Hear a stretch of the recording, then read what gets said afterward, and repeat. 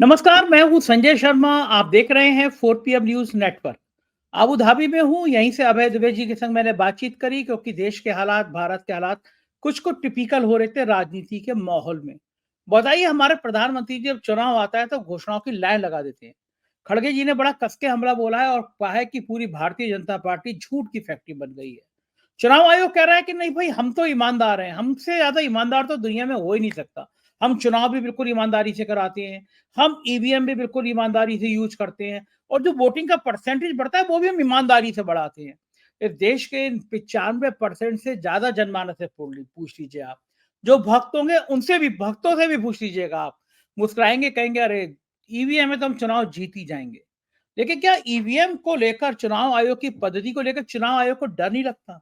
ये वो देश है जब जेपी एक आवाज लगाता है तो फिर पूरा देश सड़कों पे आ जाता है। मुझे याद है कि महेंद्र सिंह टिकैत ने एक बार डेरा डालो घेरा डालो का एक नारा दिया था और पूरे किसान ने दिल्ली घेर थी। तो क्या चुनाव आयोग की अगर यही पद्धति रहेंगी तो क्या देश के लोगों में गुस्सा नहीं बढ़ेगा? पूरा पूरा जीतता हुआ चुनाव, जमीन पर जीतता हुआ चुनाव, अचानक रिजल्ट आता है कि बीजेपी जीत गई और लोग शक भी जाहिर करते हैं, लोग कहते हैं ईवीएम हटाना चाहिए। लेकिन चुनाव आयोग गांधी जी के 3 बंदरों की तरह है। उसे ना दिखाई देता है, ना सुनाई पड़ता है, ना वो बोल पाता है। इन सारे मुद्दों पर हमने अभय दुबे जी के संग बातचीत करी है। उससे पहले खुशखबरी, 4 पीएम म्यूजिक पर हम लोगों ने छठ के ऊपर एक बहुत मार्मिक गाना तैयार किया है। मेरा दावा है इस गाने को आप सुनेंगे तो आपकी आंखें नम हो जाएंगी। छठ एक बहुत बड़ा त्योहार है, ये उसका स्लोगन है, साइड में आप देख रहे हैं। 4 पीएम म्यूजिक पे भी जाइए, ये गाना सुनिएगा, चैनल को सब्सक्राइब करिएगा। 4 पीएम न्यूज नेटवर्क में स्वागत है अभय दुबे जी आपका। मैं और आप दोनों घूम रहे हैं, मैं अबू धाबी में हूँ और आप मुंबई में हैं। हम दोनों घूमते घूमते शो कर रहे हैं। देखिए क्या करें, राजनीति इतनी गर्म रहती है, उस पे बातचीत करना ज़रूरी होता है। तो कहीं पे भी छुट्टी मनाऊँ तो मैं शो तो ज़रूर करता रहता हूँ। लैपटॉप मेरे साथ रहता है। परिवार के लोग कहते हैं कि लैपटॉप ही तुम्हारी लाइफ़ हो गया है। हम लोगों के संग घूमने आते हो तब भी बैठ जाते हो खोल के बात रिकॉर्ड करने हुँ, के लिए। खैर शुरू करते हैं चर्चा अभय जी। जी, बड़ी बात ये हुई है कि चुनाव आयोग पर कांग्रेस ने कस के हमला बोला है। हुँ, चुनाव आयोग ने खुद को क्लीन चिट दे दी थी कि भाई मैं तो बिल्कुल ठीक हूँ, आप मेरे बारे में ऐसी बातें कैसे कर सकते हैं? हुँ, हमारी ईवीएम भी ठीक है, हमारी काउंटिंग भी ठीक है, हमारा सब कुछ सही है। और आप जो कांग्रेस कर रही है ये बड़ी घटिया बात है, ये कांग्रेस के नेताओं हुँ, को इस तरह नहीं कहना चाहिए। मतलब हुँ, चुनाव आयोग को देश में 140 करोड़ की जनता में अगर आप पूछेंगे, तो 95% लोग जो बीजेपी के भक्त हैं वो भी मुस्कुराएँगे और कहेंगे कि यार नहीं, चुनाव आयोग तो आप समझ जाओ चुनाव आयोग कैसा है। हुँ, तो जिस चुनाव आयोग की इतनी ज़्यादा साख खराब हो गई है देश में, मुझे याद नहीं आता कि कोई भी चुनाव आयोग इतना खराब रहा हो, किसी चुनाव आयोग के बारे में इतना जनमानस में ये हो कि ये तो बिल्कुल साहेब का गुलाम होकर रह गया है। कांग्रेस अब कह रही है अगर आपने अपनी टिप्पणियाँ वापस नहीं ली तो हम कानून का भी सहारा लेंगे। तो क्या लगता है कांग्रेस पहली बार ज़रा थोड़ा आक्रामक रूप में चुनाव आयोग पर नज़र आ रही है? और अगर इस तरह आक्रामक रहेगी तो इसका फिर अंत कहाँ होगा? इस लड़ाई का अंत कहाँ होगा? देखिए, मेरी इस मामले में राय तो ये है कि कांग्रेस को थोड़ा आक्रामक नहीं होना चाहिए, कांग्रेस को ज़्यादा आक्रामक होना चाहिए।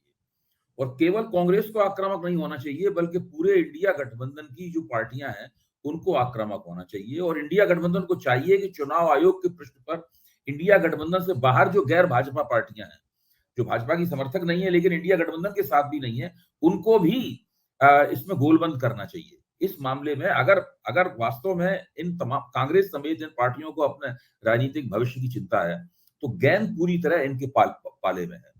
जो मौजूदा मुख्य चुनाव आयुक्त हैं, राजीव कुमार जी, जब उन्होंने चुनाव की घोषणा की थी अ झारखंड में और महाराष्ट्र में, तो उन्होंने अपनी प्रेस कॉन्फ्रेंस की शुरुआत कहाँ से की थी? उन्होंने शुरुआत यहाँ से की थी कि हम गोल्ड स्टैंडर्ड हैं। जो आज कांग्रेस कह रही है कि भाई आप अपने आप को क्लीन चिट दे रहे हैं, वो तो अपने मुँह मियाँ मिट्ठू बनने में माहिर हैं। और उन्होंने यहाँ से बात शुरू की थी कि कुछ तो लोग कहेंगे, लोगों का काम है कहना, कोई कुछ भी कहता रहे, हम बिल्कुल इसी तरीके से करेंगे। जब बाद में पत्रकारों ने उनसे पूछा, मुझे आपकी सवाल से पूरी प्रेस कॉन्फ्रेंस याद आ गई।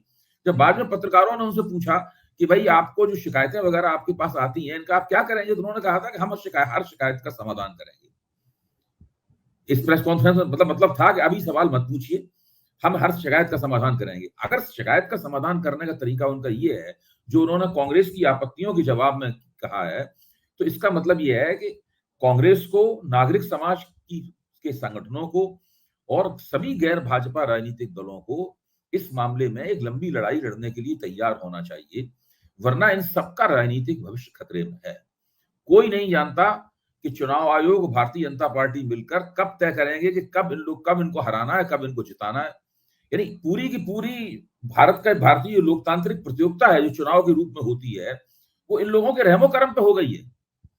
हरियाणा के चुनाव, अब महाराष्ट्र में बड़ी करारी टक्कर होगी, हम जानते हैं कि झारखंड में भी बहुत करारी टक्कर होगी, लेकिन उस करारी टक्कर में कब चतुराई से पूरा मसला सत्तारूढ़ दल के पक्ष में, सत्तारूढ़ मोर्चे के पक्ष में झुका दिया जाए महाराष्ट्र में, कोई नहीं जानता।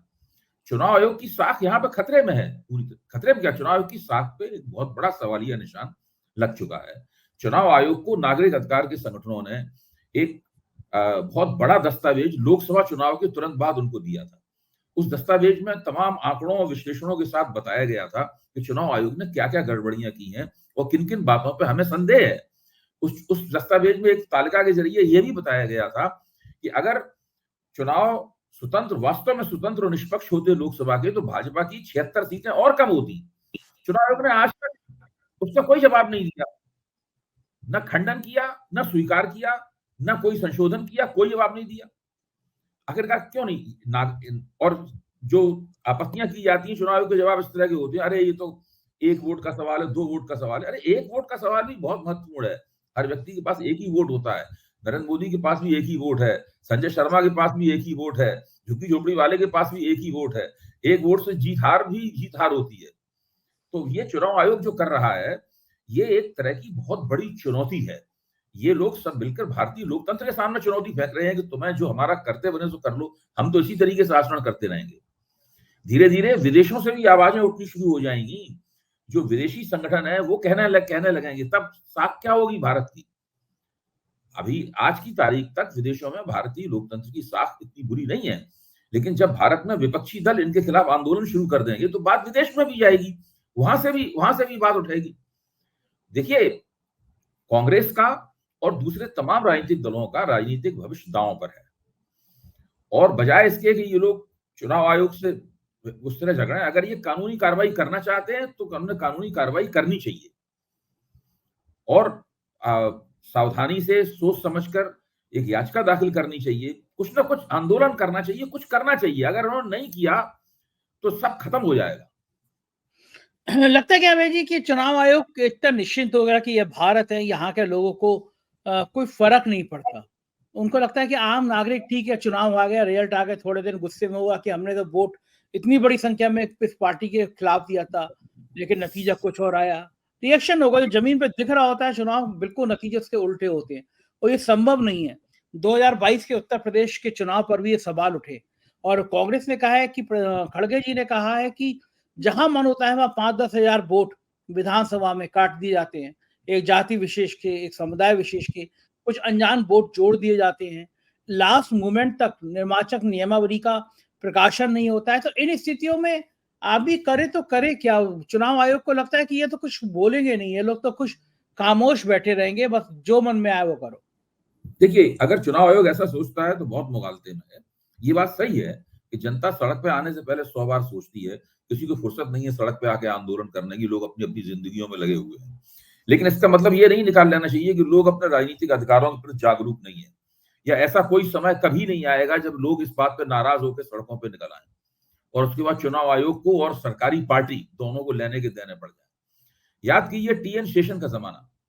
टीएन शेषन के जमाने में जो आचार संहिता थी, जो अधिसूचना जारी होने के बाद में लागू हो जाती थी आचार संहिता, उसमें आचार संहिता का बहुत महत्व था। आचार संहिता का जरा सा भी उल्लंघन होता था, टीएन शेषन उसको तुरंत उसका चुनाव कैंसिल कर देते थे, रद्द कर देते थे। मुलायम सिंह यादव का चुनाव रद्द कर दिया था टीएन शेषन ने।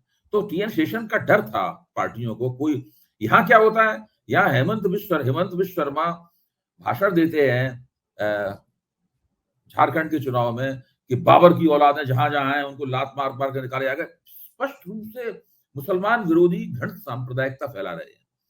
प्रधानमंत्री इस तरह की लगातार मुहिम चलाते हैं और उनसे किसी किस्म का जवाब तलब नहीं किया जाता, जबकि उसकी शिकायत बाकायदा होती है कि हेट स्पीच दी है प्रधानमंत्री ने, उनसे कभी जवाब तलब भी नहीं किया जाता उसका।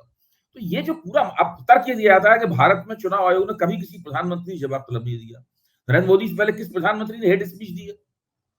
किसी ने हेट स्पीच भी नहीं दी। किसी प्रधानमंत्री के खिलाफ चुनाव आयोग में आज तक शिकायत हुई किसने हेट स्पीच दी है? अटल बिहारी वाजपेयी भी भाजपा के प्रधानमंत्री थे, उनके खिलाफ कभी शिकायत हुई कि उन्होंने हेट स्पीच दी है? एक प्रधानमंत्री के खिलाफ प्रमुख विपक्षी दल शिकायत कर रहा है कि ये हेट स्पीच दे रहे हैं।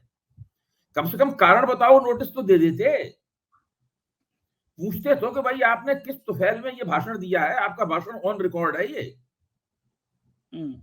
कभी कुछ नहीं। आप कैसे उस भाषण से इनकार कर सकते हैं? ये आपने क्यों दी, इसका अर्थ क्या था बताइए ना जरा इस बात को। तो प्रधानमंत्री की तरफ से बात आती कोई हमने इसका मतलब ये नहीं, ये मतलब है, तो हम लोग उस मतलब पे विचार करते कि भाई उनका हमने जो मतलब समझा वो मतलब क्या है, वो खुद मतलब बता रहे हैं वो मतलब क्या है। बिल्कुल ठीक बात है। और इसको भी छोड़ दीजिए, हमको तो कर्नाटक के चुनाव में याद है, सीधा आदेश है, नियम है कि आप किसी भी धर्म की प्रतीकों का इस्तेमाल नहीं कर सकते मंच पे। प्रधानमंत्री ने तो आराम से जय बजरंगबली के नारे लगाए, कहा कि बजरंगबली का नाम लेकर वोट डालने है ना, तो बिल्कुल इससे बड़ा प्रमाण क्या हुआ। लेकिन कर्नाटक के लोग भी बड़े मजेदार निकले, उन्होंने प्रधानमंत्री की पूरी बात मानी, उन्होंने जय बजरंगबली वोट कांग्रेस को दे दिया, क्योंकि प्रधानमंत्री को पता नहीं था कि बजरंगबली का नाम लेकर वोट बीजेपी को दे रहा है। उन्होंने कहा जय बजरंगबली, वोट फिर कांग्रेस को दिया है। लेकिन क्या ये सत्ताधारी पार्टी को समझ नहीं आ रहा कि अगर कोई बड़ा आंदोलन खड़ा हो गया, मुझे याद है एक टाइम में महेंद्र सिंह टिकैत ने डेरा डालो घेरा डालो दिल्ली में शुरू कर दिया था, आपने तो कवर किया होगा, वो आंदोलन भी देखा होगा आपने करीब से। पूरा दिल्ली ठप कर दी थी किसानों ने, और किसानों को आगे झुकना पड़ा सरकार को। क्या एक बड़ा आंदोलन, अगर निर्वाचन आयोग का यही रवैया रहा, चुनाव पे यही आरोप लगते रहे कि वो बेईमानी से जीते जाते हैं, परसेंटेज 3-3 दिन बाद बढ़ा दी जाती है, 8-8, 6-6% बढ़ा दी जाती है, तो ये जो जनमानस के अंदर आक्रोश है, अगर ये किसी तरह से बड़े बड़े रूप में आ गया सामने, तो क्या ये खतरनाक नहीं होगा? भारत के लोकतंत्र के लिए खतरनाक नहीं होगा? जनमानस के लिए खतरनाक नहीं होगा? और चुनाव आयोग को ये समझ में क्यों नहीं आता कि जब जनता सड़क पे निकलती है तो एक बड़ा जन आक्रोश जब खड़ा होता है देश में, तो हालात और खतरनाक हो जाते हैं। ये चुनाव आयोग को क्या समझ नहीं आ रहा होगा? मुझे क्या लगता है कि ये लोग एक प्रयोग कर रहे हैं। इस वक्त भारतीय जनता पार्टी और चुनाव आयोग मिलकर एक प्रयोग कर रहे हैं। वो प्रयोग ये है, उस प्रयोग के जरिए एक खास तरह की टेक्नोलॉजी, जिसको मैं वोट इंजेक्शन की टेक्नोलॉजी बोलता हूं, और मैंने नागरिक समाज के दस्तावेजों से ही पढ़ के सीखा है, उसको परफेक्ट करने की, वो कैसे किया जाए, किस तरह वोट इंजेक्शन किया जाए ताकि ये भी ना लगे कि गड़बड़ी हो रही है, लेकिन जो चाहते हैं वो हो भी जाए। कुछ ऐसा घटित जरूर हो रहा है भारत की चुनाव पद्धति में, जिसकी हम लोग कभी कल्पना भी नहीं करते। जिस दिन वास्तव में ये बात साबित हो गई कि ऐसा होता है, तो बताइए हम लोग जो राजनीतिक समीक्षाएं करते हैं, इनका क्या मतलब रह जाएगा। हम और आप बैठे हुए दिमाग खपा रहे हैं कि भाई इस जाति के इतने वोट हैं, वो इस जाति इस तरफ झुकी हुई है, ये समुदाय इस तरीके का है, ये राजनीतिक समीकरण ये है, ये सामाजिक समीकरण इस तरीके से है, भाजपा इस तरह गठजोड़ बना रही है, कांग्रेस इस तरह गठजोड़ बना रही है। हम यही सब समीक्षा करते रह जाएंगे, लेकिन जो नतीजे आएंगे वो हमारी इस समीक्षा, जो सामाजिक राजनीतिक समीक्षा है, इसके अनुसार नहीं आएंगे। नतीजे वोट इंजेक्शन की टेक्नोलॉजी के जरिए आएंगे। ये सब जो मामला है ना, एक बार इसको चुनाव आयोग की तरफ से पूरी स्पष्टता आनी चाहिए। मैं बताऊं, आप भी, हम लोग ये मानने के लिए तैयार हैं कि भारत का चुनाव आयोग निष्पक्ष है और स्वतंत्र निष्पक्ष चुनाव कराना चाहता है। हम ये विश्वास करना चाहते हैं। हम जो सवाल उठा रहे हैं, हम इसी विश्वास की तरफ जाने के लिए ये सवाल उठा रहे हैं। हम भारत के चुनाव आयोग को बदनाम नहीं देखना चाहते। भारत के चुनाव आयोग की बदनामी पूरे देश की दुनिया में बदनामी है, और देश की बदनामी है तो हमारी भी बदनामी है। हम ये नहीं चाहते ऐसा, लेकिन इसके लिए चुनाव आयोग को पहलकदमी लेनी पड़ेगी। और ये कहना कि जैसे कि उनकी बात जो है गॉस्पल है, ईश्वर का संदेश है, उनकी बात को हमें आंख बंद करके मान लेना चाहिए, उसके ऊपर कोई सवालिया निशान नहीं लगाना चाहिए, जब तक ये रवैया रहेगा। देखिए, ये बात अब ऐसा नहीं है कि एक कोई झक्की आदमी है वो चुनाव आयोग के ऊपर आरोप लगा रहा है, उसकी बात को नजरअंदाज किया जा सकता है। धीरे धीरे पूरा विपक्ष ही आरोप लगाने लगेगा, और वास्तव में लगाने लगा है आरोप।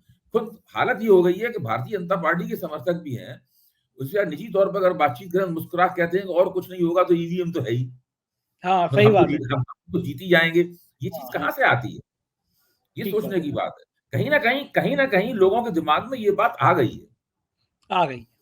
इस इसलिए बीच भी में जरूरी है, मेरा कहना है, झूठ हो या सच हो, इसलिए भी चुनाव जरूरी है कि चुनाव आयोग एक बार सारे संदेहों को साफ कर दे। मैं मानता हूं कि सब लोगों के मन के संदेह 100% नहीं जा पाएंगे, फिर भी चुनाव आयोग की तरफ से एक विस्तृत और सुव्याख्यात एक वक्तव्य आना चाहिए, जिसको पढ़ के लोगों को लगेगा चुनाव आयोग ने इन तमाम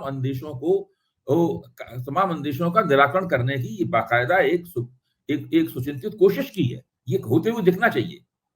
बिल्कुल ठीक बात है। इस बीच में कांग्रेस में और मोदी में खड़गे और मोदी में कस के युद्ध छिड़ गया है। खड़गे ने कहा तो बीजेपी तो बिल्कुल झूठा जुमलेबाज पार्टियों ने बीजेपी की बाका व्याख्यान कर दिया। कहा है कि ये 100 दिन की जो घोषणाएं हैं केवल फेक हैं, झूठ हैं, और चुनाव के दौरान जो घोषणाएं की जाती हैं वो बिल्कुल झूठी घोषणाएं की जाती है। बात भी सही है। राजस्थान में 400 रुपए का सिलेंडर मिल रहा है, उत्तर प्रदेश में कह दिया अमित शाह ने होली दीपावली पे मुफ्त सिलेंडर मिलेगा। जो घोषणाएं नेता करते हैं चुनाव के बीच में, खासतौर से अगर कोई संवैधानिक पद पर है, प्रधानमंत्री हैं, अगर कोई वो घोषणा कर रहे हैं, तो घोषणा का पूरा करना चाहिए कि हर घोषणा 15 लाख रुपए खाते में आ जाएंगे, हर व्यक्ति को घर सर पर छत मिल जाएगी। यह सारी कसम खा रखी है कि सच बोलना ही नहीं है, जो बोलना है वो झूठ कुछ भी बोल दो। मुसलमान आपका टंकी खोल के ले जाएंगे, मुसलमान आपका मंगलसूत्र छीन के ले जाएंगे, मतलब कुछ भी बोल दो चुनाव में, चुनाव जीत जाओ। ये जो माहौल है, ये जो वातावरण है झूठ बोलने का, क्या ये शोभा होता है प्रधानमंत्री पद पर बैठे व्यक्ति को? देखिए, भारतीय जनता पार्टी का एक दूसरा नाम भारतीय जुमला पार्टी भी है, और इस बात को हम लंबे अरसे से हम लोग कह रहे हैं, और आम जनता में भारतीय जनता पार्टी की यही छवि है। प्रधानमंत्री की अपनी छवि भी रही है, फेंकू की छवि रही है। अब वो पप्पू की छवि बनाते थे, उनकी उनकी छवि फेंकू की रही है। तो ये जो स्थिति है, इन लोगों का एक पूरा तरीका है। इन लोगों का तरीका ये है कि जो खुद जो झूठ बोले हैं, उसको झूठ बोलने के बाद भूल जाओ और कांग्रेस के ऊपर आरोप लगाओ। आजकल प्रधानमंत्री कांग्रेस के ऊपर बहुत आरोप लगा रहे हैं कि कांग्रेस झूठ बोल रही है, क्योंकि कांग्रेस भी जितनी भाई जिस तरह ये वादे करते हैं, कांग्रेस भी बढ़ चढ़ के वादे करती है, और कांग्रेस के बड़े चढ़े वायदों की वजह से कांग्रेस को चुनाव जीतने में मदद भी मिली है। हिमाचल प्रदेश में कांग्रेस ने चुनाव जीता, कर्नाटक में कांग्रेस ने चुनाव जीता, तो कांग्रेस को उसमें मदद भी मिली है। और अभी जो लोकसभा में कांग्रेस का जो घोषणा पत्र था, उसमें भी बहुत सारे वायदे किए गए थे। अगर कांग्रेस वास्तव में सत्ता में आती तो वो उन वायदों को पूरा करने के लिए उसने ये तक कहा था कि वो एक नई अर्थव्यवस्था बनाएगी। तो ये सब कांग्रेस विपक्ष इस सारे वायदे करने के लिए स्वतंत्र है। अब नरेंद्र मोदी कहते हैं कि भाई आप झूठे वायदे कर रहे हैं, बहुत ताज्जुब होता है। एक ऐसा व्यक्ति जिसने अपने पहले चुनाव में जब बहुमत प्राप्त किया, उसमें जो वायदे किए थे उसके बारे में अमित शाह कह चुके थे वो तो चुनावी जुमला है। जब वो खुद ही कह चुके हैं कि चुनावी जुमला है, और आप दूसरों के ऊपर ही आरोप लगा रहे हैं। तो ये एक अजीब सी राजनीतिक प्रतियोगिता हमारे देश में हो गई है, जिसमें सत्तारूढ़ दल अपनी खूबियां बताने की बजाय लगातार विपक्ष के ऊपर आरोप लगाता रहता है, और उन आरोपों के आधार पर चुनाव जीतना चाहता है या अपनी राजनीतिक गोटी लाल करना चाहता है। इस वक्त भले इनको लग रहा हो कि इससे न मौका मिल गया है विपक्ष को आड़े हाथों लेने का, लेकिन मेरा मानना यह है कि इस चीज से जनता पूरी तरीके से आजिज आ चुकी है। इसका इनको कोई लाभ नहीं होने वाला है। ये लोकसभा चुनाव में हमें दिख गया है। विधानसभा चुनाव में जिनकी जो थोड़ी बहुत जीती इधर उधर हो जाएगी। अब इतना बड़ा देश है, कहीं जीतेंगे कहीं आप हारेंगे, और विधानसभा चुनाव का पूरा की संरचना अलग होती है, लोकसभा चुनाव की संरचना अलग होती है। लोकसभा चुनाव में इन सारी बातों का इनको जवाब देना पड़ेगा, चाहे आरक्षण का मुद्दा हो या दूसरा मुद्दा हो, इस सारी बातों का इनको जवाब देना पड़ेगा। मोदी, मैं मानता हूं और इस बात को एक बार फिर कहता हूं, मोदी के खिलाफ एंटी इनकम्बेंसी लगातार बढ़ रही है। अभी उसकी वो नहीं, एंटी इनकम्बेंसी बढ़ने को नापने का समय नहीं आया है। वो लोकसभा चुनाव के नजदीक समय आएगा कि प्रधानमंत्री के खिलाफ कितनी एंटी इनकम्बेंसी बढ़ रही है। लगातार इनके खिलाफ एंटी इनकम्बेंसी बढ़ रही है, क्योंकि ऐसा कोई भी कदम उठाने में असमर्थ रहे हैं जिससे जो उन प्रश्नों को संबोधित कर सके जिन प्रश्नों पर लोकसभा में उन्होंने बहुमत खोया। बिल्कुल ठीक बात है। और जनमानस में भी आ रहा है, महंगाई लगातार बढ़ रही है, उस पर काबू नहीं है, बेरोजगारी महंगाई की बात कर रहे हैं संजय जी, मैं आपको एक बात बताता हूँ। विरल आचार्य का नाम सुना होगा, प्रोफेसर विरल आचार्य का। विरल आचार्य रिजर्व बैंक के पूर्व डिप्टी गवर्नर है। विरल आचार्य ने एक लेख लिखा है। उस लेख में लिखा है कि 5 बड़े कारपोरेट घराने, जो कारपोरेट भारत का कारपोरेट स्ट्रक्चर है उसके शीर्ष पे है। ये 5 घराने कौन है? मुकेश अंबानी का रिलायंस, गौतम अदानी का ग्रुप, और आदित्य बिरला ग्रुप, और भारती एयरटेल और टाटा समूह। ये देश के 5 बड़े घराने हैं ये लोग, इन लोगों की क्षमता ये है और सरकार इन्हें ये करने दे रही है, ये लोग प्राइसेस को डिटरमिन कर रहे हैं, ये प्राइसेस को निर्धारित कर रहे हैं। ये जो कीमतें हैं सारे देश में जो ऊपर बढ़ रही हैं, वो इन 5 घरानों की कारस्तानी है। ये विरल आचार्य ने लिखा है और विरल आचार्य को कहते हैं ये नेशनल चैंपियन का नाम दिया, ये नेशनल चैंपियन है। ये जो राष्ट्रीय चैंपियन है, इनके हाथ में दरअसल पूरा बाजार इनके हाथ में है और ये लोग सरकार इनकी मदद करती है, टैरिफ वॉल सरकार उठाती है ताकि विदेशी कंपनियों से इनको प्रतियोगिता में इनको सुविधा हो आगे निकल जाने की। और इस प्रक्रिया में देश में जो महंगाई है, उस महंगाई के जिम्मेदार ये 5 बड़े पूंजीपति घराने हैं। ये विरल आचार्य ने आरोप लगाया है और आज तक सरकार की तरफ से इस आरोप का कोई खंडन नहीं आया है इसका।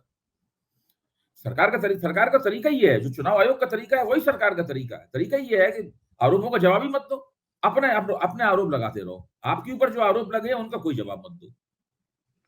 ये किसी लोकतांत्रिक देश में क्या ये ठीक बात है कि प्रधानमंत्री प्रेस कॉन्फ्रेंस ना करे, प्रधानमंत्री मीडिया को संबोधित ना करे, बड़े मुद्दे जैसे इन्होंने किताब लिखी है उसके किताब के पूरे देश में मुद्दा बन जाने के उस पर जवाब मत दो, बताओ मत कि इन उद्योगपतियों को तुमने किस तरह मदद करी। ये सारी बातें खामोश रखो। किसी पत्रकार कोई ज्यादा सवाल करे तो उसके छापे पड़वा दो, उसको जेल भेज दो। ये प्रक्रिया कितने दिन तक किसी डेमोक्रेसी में चल सकती है? कितने दिनों तक आप लोगों की आवाज? देखिए 10 साल से तो चल रही है और खासतौर से 2019 के बाद से लगातार ही चल रही है।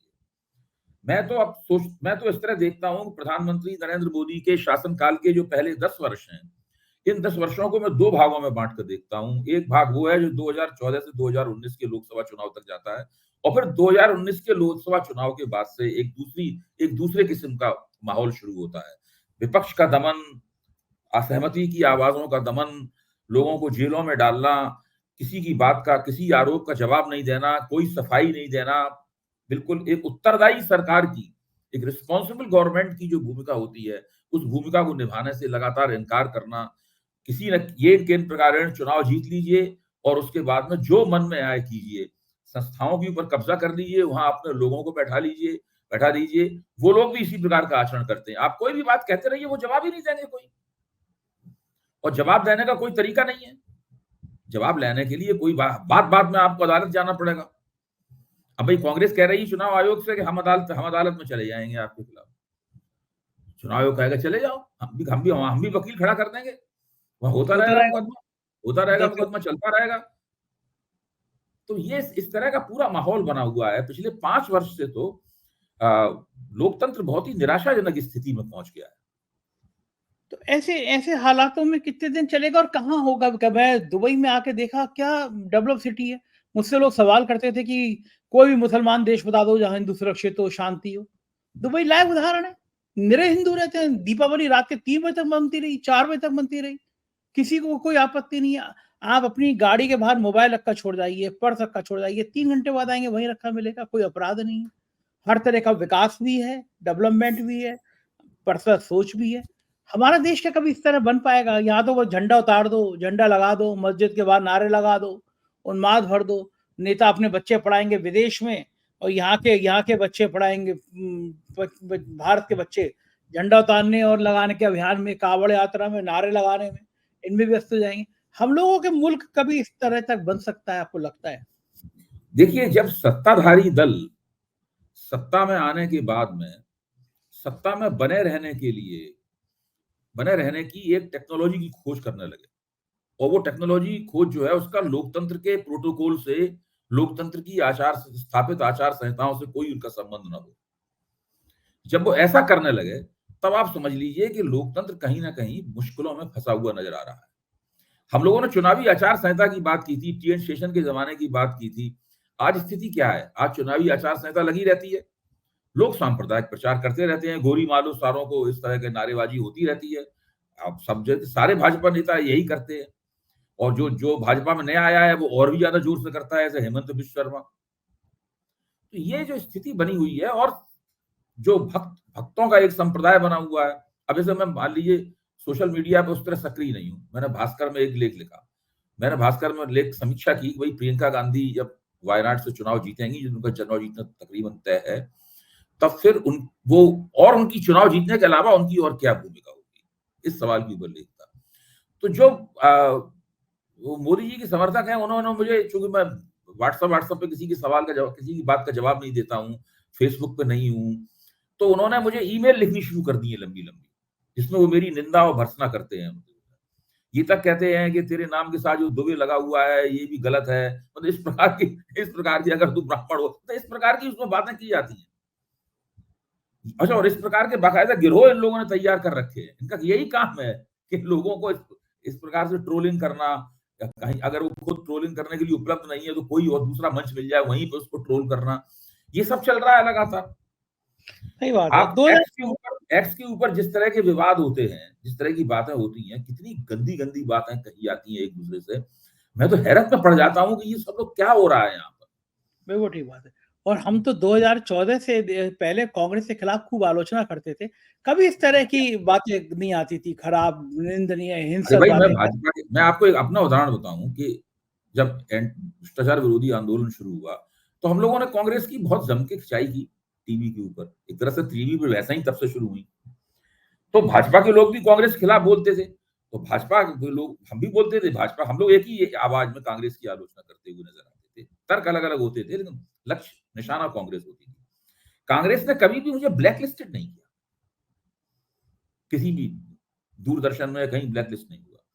जैसे ही कांग्रेस की सरकार गई, नरेंद्र मोदी की सरकार आई, तो प्रसार भारती ने सबसे पहले दूरदर्शन में मुझे ब्लैक लिस्ट कर दिया। अच्छा, मैं हैरत में पड़ गया इस बात को। मैंने हिंदी भाषा के इतिहास में कितना काम किया है, पुस्तकें लिखी हैं।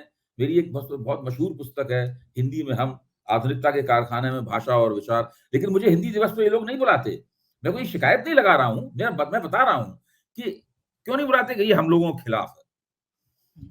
यही है, बस यही है। हाँ, या तो हमारे साथ हो, नहीं, एक लाइन है ना, या तो हमारे साथ हो या हमारे खिलाफ हो। मतलब आपको मध्यम दूसरे मार्ग चुनने की। दूसरे जो लोग, केवल जिन लोगों जो, अगर कोई संघ की शाखा में नहीं जाता, तो आप, या संघ के बिल्कुल गुड बुक्स में नहीं है, तो आप शिक्षा के क्षेत्र में उसको कोई पद नहीं प्राप्त होगा, कुछ नहीं होगा। अब वो इस तरह विश्वविद्यालय का में माहौल, फेल हो रहा हाँ बिल्कुल, बहुत बहुत इस तरह का माहौल बना रखा है। है। एक नया हिंदुस्तान बना रखा है। जैसे नई ये नया हिंदुस्तान। बहुत शुक्रिया अभय जी, आपने अपने समय दिया, बातचीत करी। Thank you sir. अपना प्यार बनाए रखिएगा। शुक्रिया, थैंक यू।